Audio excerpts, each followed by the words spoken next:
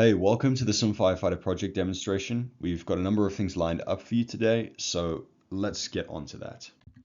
In the PDF slides attached below this video presentation, you can find various links that will take you to dynamic interactions that you can use for your grading process. In the case of our timeline, we can see we're in between week 8 and 9, focusing on the code freeze and the final report. We'll touch on that a little bit in this video. Without getting caught too much in the details here, there's just 4 items to pay attention to in this video. That's going to be the map visual states. Those are the assets that we use to connect all the algorithms and systems together to create the visual game. The fire algorithm, that's the actual simulation that drives the whole game to make it competitive. That's the trees burning. The water resource management, that is how we actually combat the fire and choose to make the game engaging and an experience for the user, as well as the UI functional elements that give a little bit of narrative to what's happening in the game.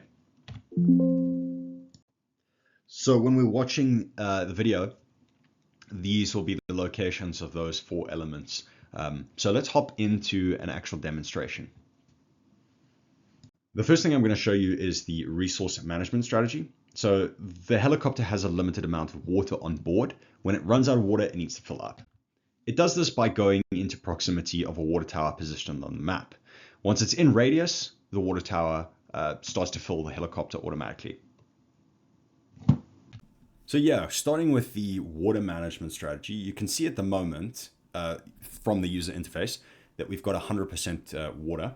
If I push spacebar here on the helicopter, you can see that I start offloading water until I get to 0% or close to 0%. And now I'm in a position where I need to go and refill. So in this case, hovering over the top of a water tower, and you can see my water is now going up. Another element that we want to have a look at is the fire burn algorithm. This is a nearest neighbors search. And what it does is it looks at the trees that are currently burning and projects fires onto the ones that are the nearest neighbors to create the realistic experience of competition in the game for the user as they work to fight those wildfires. We've got a bit of a situation going on here. The fire is spreading across the map, and that's a testament to the fire burn algorithm that you can see over here. And the UI is busy showing up that we've got a percentage of forest burnt. Now, ideally, we would want to combat the fire before all of the forest is gone. So let's go ahead and let's start doing that. Okay, so I'm dropping my water, and you can see instantly the feedback from that is that the fire is going out. Let's just do a little bit more. Really getting in there, making use of the water that I have here. Last little patch. Oh, I think that's everything. Oh, no, there's a little bit more spawning over here. And so you can see that from, oh, I'm out of water, and that's not great because I've got a fire that's going to start spreading bigger and bigger. So I really got to get out there and go and get some more water as quickly as I can to turn back and start combating that little bit of fire. The UI is another key component of this. It gives visual states for the user and allows them to understand how much water they have on board so they can be strategic about finding the shortest paths and best optimized routes when combating the fire, as well as how much of the forest has already been burnt and what they need to do to continue combating that fire. In the case of building the map, this was quite a complex and involved process. We used Houdini to help simplify a lot of the advanced dynamics of repetitive workflows. By piping over assets from Houdini into Unreal, we could scatter trees, do texture masks, do layering. So let's also have a look at some of that. Houdini's allowed us to do is give us the flexibility to build procedurally. And what that means is we don't want to be hand making all of the experiences of the map. So this is just a simple sandbox, and we have a lot going on over here.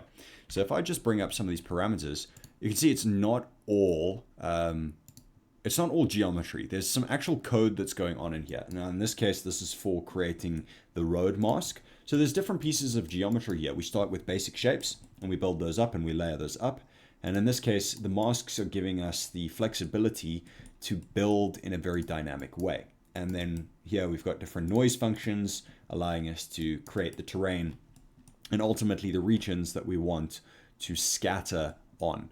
So if we have a look here at the final height field, and just before that, the cliff, So these are the different regions that we are adapting textures to.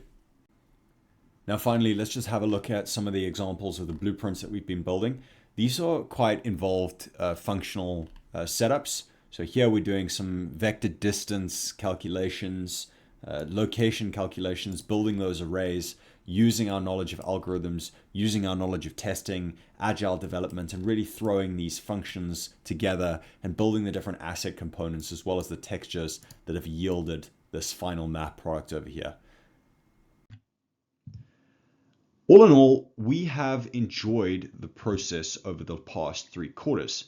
It's been essential for us really to go through the narrative of CS 461, 462, and now of course 463, where we are in the final stages of delivering our product. Now, in the case of what we've done, it all started with a cohesive vision at the beginning. That was key, that was important, and that allowed us to move into the next stage of the development cycle, where we worked as a team, and yes, we had quite a thing going early in the beginning.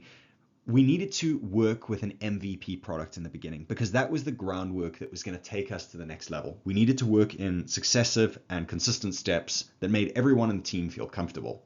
And in the major work cycle, we eventually used those MVP tools and strategies to build little level sandboxes that we could test our existing scenarios and workflows that we are now using in our final transition, where we have these functional aspects and we have the experience, and it's about refining it through a user testing scenario as well as optimizing what we have to bridge the connections in the overall sandbox that we have developed, using the geometry, using the blueprints to create that final product.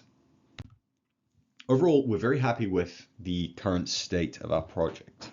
And we've seen that the major components of this group work have been very reflective for us in giving us an understanding of what it means to collaborate as part of a team, to work with different tools, to demonstrate our ability to create a map, working with algorithms, creating procedural workflows, as well as the user interface elements and ways of creating strategies for a simulation experience.